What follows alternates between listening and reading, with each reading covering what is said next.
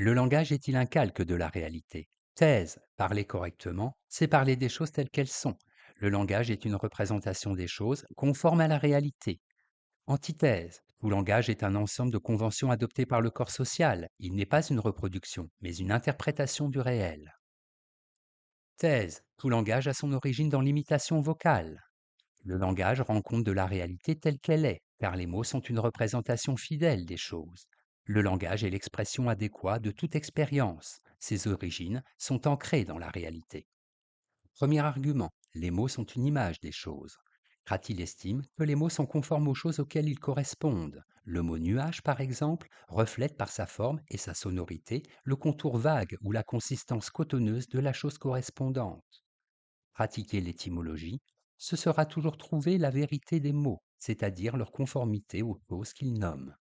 Parler, c'est mimer ce que l'on veut dire. Le mot est une façon d'imiter par la voix et la langue ce que l'on nomme. Cratil le dit, ainsi que Leibniz, lequel estime qu'il y a une liaison naturelle entre les mouvements des organes de la parole, les sons et les choses exprimées.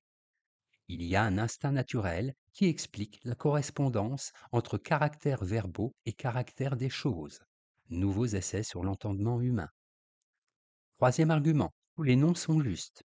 Si le nom d'une chose n'est pas constitué de façon juste, ce n'est qu'un son et non le nom de cette chose. Les noms doivent se composer de lettres qui conviennent, c'est-à-dire qui correspondent ou ressemblent aux objets. Le R est le moyen ou l'instrument du mouvement, par son caractère roulant, alors que le T signifie l'arrêt. Ainsi, lorsqu'on sait les noms, on sait les choses. En bref, le langage reproduit l'expérience que l'homme a des choses. La nature de la chose impose le nom de la chose. Le langage est bien un calque de la réalité. Antithèse. Toute langue est une vision du monde. Il n'y a pas de rapport nécessaire entre le mot et la chose. Le lien signifiant-signifié est purement conventionnel. Et les mots peuvent très bien ne pas dire les choses. Un énoncé est un point de vue particulier sur le réel.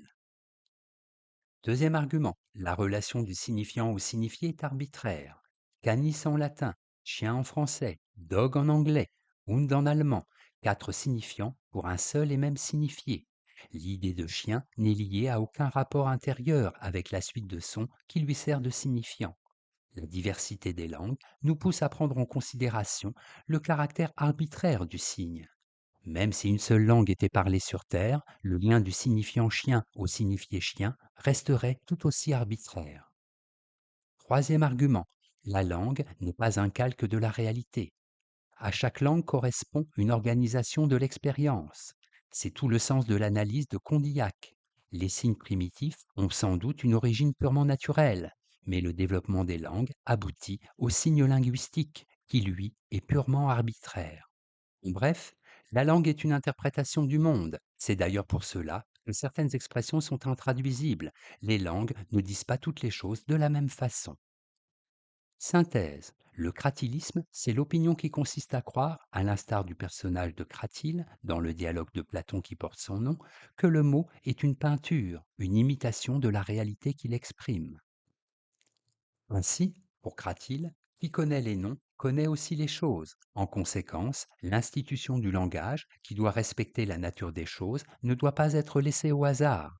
Les tenants de cette position doivent cependant reconnaître que les mots d'une langue ne sont pas toujours constitués selon leur capacité à imiter la réalité. Refusant de se contenter du conventionnalisme, défendu par Hermogène dans le même dialogue, il juge alors la langue perfectible et souhaite l'améliorer dans le sens d'une plus grande imitation du réel, par le truchement de la poésie. Note et commentaire. Conventionnalisme, opinion qui consiste à affirmer que toute langue est une convention laissée à la libre fantaisie des sujets. Héraclite d'Éphèse, philosophe grec, 545-480 avant Jésus-Christ, pour lequel toutes choses sont plongées dans le mouvement perpétuel. Tout devient, rien ne demeure. Cratyle, philosophe grec de l'école d'Héraclite, fin du 5e siècle avant Jésus-Christ, qui, d'après Aristote, poussait si loin la doctrine de son maître qu'il ne pouvait plus rien dire et se réfugiait dans le silence. Signifiant, désigne en linguistique la forme phonique ou l'image acoustique du signe linguistique. Signifier désigne en linguistique ce dont on parle, ce que l'on nomme à l'aide du signifiant.